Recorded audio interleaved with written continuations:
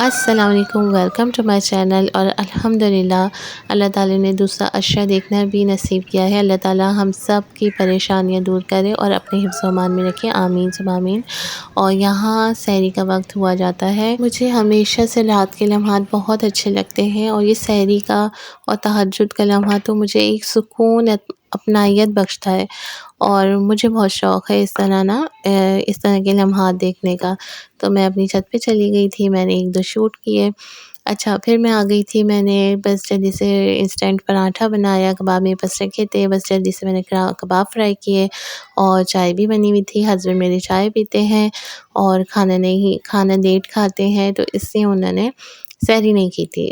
ख़ैर, मैंने अपने लिए थोड़ा बहुत सहरी कर लिए थे, सहरी सुन्नत भी है, तो इसलिए मैं कर लेती हूँ। बाकी मेरा कोई मूड नहीं होता अकेले सहरी करने का, मुझे अच्छा नहीं लगता और दिल भी नहीं चाहता।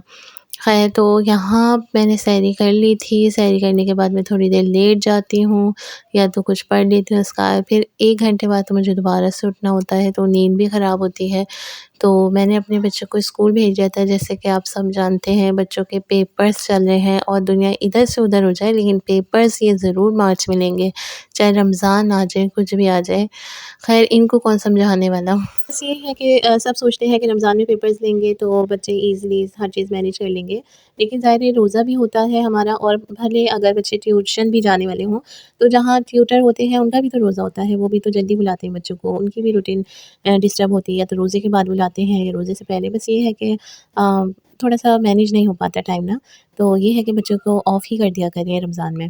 ख़ैर, तो यहाँ बच्चों के आने के बाद मैंने उनके कपड़े वगैरह हैंग कर दिए थे, और जैसे कि आप देख सकते हैं मैं हल्की-फुल्की क्लीनिंग डेली बेसिस पे करती हूँ, और डाइनिंग वगैरह तो डेली साफ़ होती है, क्योंकि बच्चों का तो रोज़ा होता नहीं है। बच्चों को तो सुबह से शाम अपने स्नैक्स और खाने-पीने सब टाइम पे वही चाहिए होते हैं।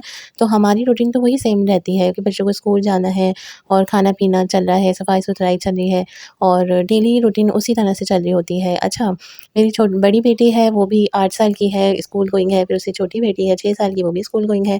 अच्छा, जो 2 छोटे बच्चे हैं और एक तो बिल्कुल ही 7 मंथ का है, तो उसकी सबकी टोटल डिफरेंट है ना रूटीन है। किसी को किसी टाइम सोना होता है, किसी के टाइम पढ़ने की टाइमिंग होती है, और किसी की खाने की टाइमिंग, किसी की सोने की टाइमिंग। तो बस ये है कि हर किसी की टाइमिंग मैनेज करनी पड़ती है, और उसके साथ-साथ रमज़ान को भी मैनेज करना पड़ता है, और घर की क्लीनिंग, कुकिंग, और as a housewife, as a mother, और हमें हर चीज़ ऑर्गनाइज़ रखनी पड़ती है, ठीक है? और टाइम टू टाइम मैं हर चीज़ ऑर्गनाइज़ करती हूँ, ताकि एकदम मेरे ऊपर कोई भी बर्डन ना पड़े, क्योंकि सब कुछ तो मुझे ही करना होता है।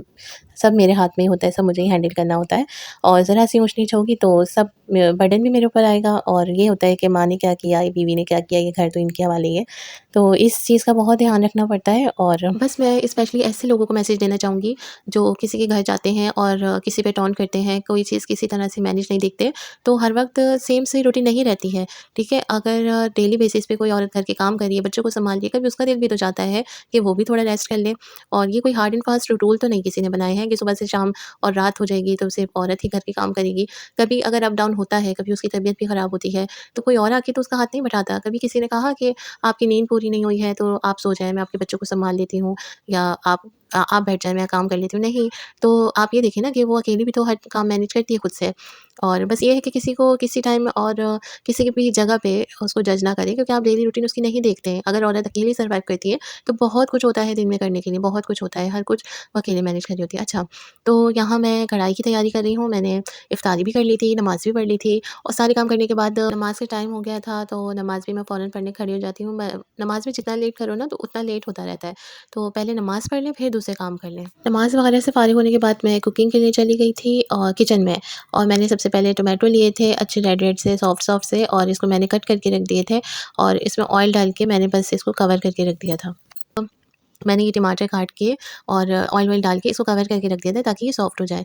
और फिर मैंने इसको टाइम टू टाइम इसको देखती रही थी, 5 मिनट बाद मैंने इसको अनकवर किया और आके देखा तो इसमें अभी थोड़ा-सा कसर थी। अच्छा, रमज़ान से पहले मैंने पैक वगैरह बना के रख दिए थे टोमेटो प्यूरी वगैरह, लेकिन टोमेटो प्यूरी ना कढ़ाई वगैरह में अच्छी नहीं लगती है, और कढ़ाई का वो लुक नहीं आता है टोमेटो प्यूरी में, तो इसलिए मैंने यहाँ बड़े-बड़े स्लाइसेस खुद से काटे, और इसको इसी तरह से मैंने सॉफ्ट करके और इसी तरह से चढ़ाया, जो कढ़ाई का असल मज़ा होता है। और आज मैं इफ्तारी के बाद कुकिंग कर रही हूँ। यूजुअली मैं इफ्तारी से पहले ही कुकिंग करना प्रेफ़र करती हूँ, ताकि ये सब काम-वाम बर्तन-वर्तन धुल के फ़ारिग हो जाए और फिर नमाज़ तरावी का वक़्त होता है और फिर 10-12 बज जाते हैं और फिर बच्चों के स्कूल का टाइम उसको मैनेज करना होता है। पेपर्स चल रहे हैं जैसे मैंने बताया था, तो उनकी भी पढ़ाई करानी होती है। तो ये है कि यहाँ टोमेटो सॉफ्ट हो गए थे, उसके बाद मैंने चिकन डाल दी थी और लहसुन अदरक का पेस्ट ऐड कर दिया था और पैक आप कोई सा भी शान का या मेहरान का किसी भी कंपनी का जो भी आपको सूटेबल लगे वो आप कढ़ाई के लिए यूज़ कर सकते हैं। और घर के मसाले मज़ीद ऐड करना चाहें तो पिसी लाल मिर्च और धनिया वगैरह ऐड कर दें और इसमें मैंने आधा कप के करीब योगर्ट भी ऐड कर दिया था, क्योंकि ज़्यादा स्पाइसी बच्चे पसंद नहीं करते हैं। अगर आपको स्पाइस मैनेज करना है तो उसमें योगर्ट भी ऐड कर दें और इसके अलावा ग्रीन चिली ऐड करना चाहते हैं तो वो भी ऐड कर दें। तो ये देखें मज़ेदार सा और इसका प्यारा सा लुक आ गया है और इसका कलर भी कितना प्यारा लग रहा है। और इसमें 2-3 मैंने ग्रीन चिली ऐड कर दी थी, जो सिर्फ़ मैं खाती हूँ, बच्चे तो नहीं खाते हैं।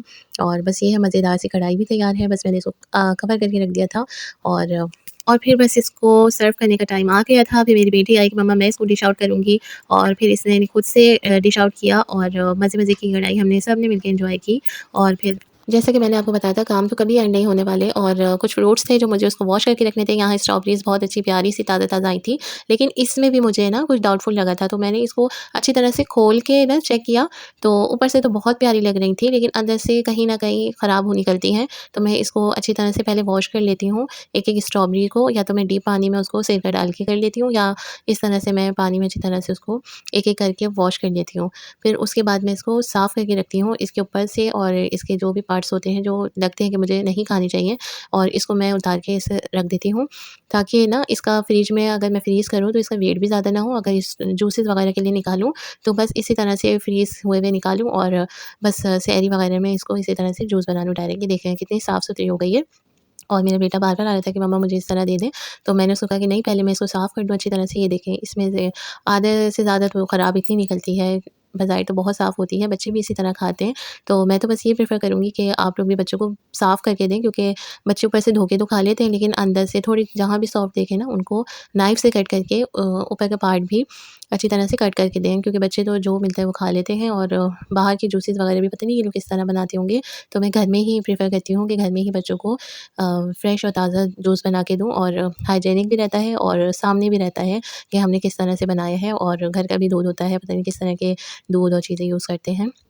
तो बस ये है, इन टिप्स को यूज़ करें तो हेल्दी भी रहते हैं बच्चे। और इसके बाद फिर इशा हो गई थी। इशा के बाद मैंने फिर नमाज़ पढ़ी और हस्बैंड भी तरावी के लिए चले गए थे। फिर नमाज़ के बाद ज़्यादा लंबा टाइम मुझे भी तरावी के लिए चाहिए होता है। फिर मैंने जल्दी-जल्दी अपने सारे काम मैनेज किए और इस तरह के पैक बना के मैं स्ट्रॉबेरी के फ्रीज़ कर देती हूँ, और ये बहुत ईज़ी और कन्वीनिएंट रहता है।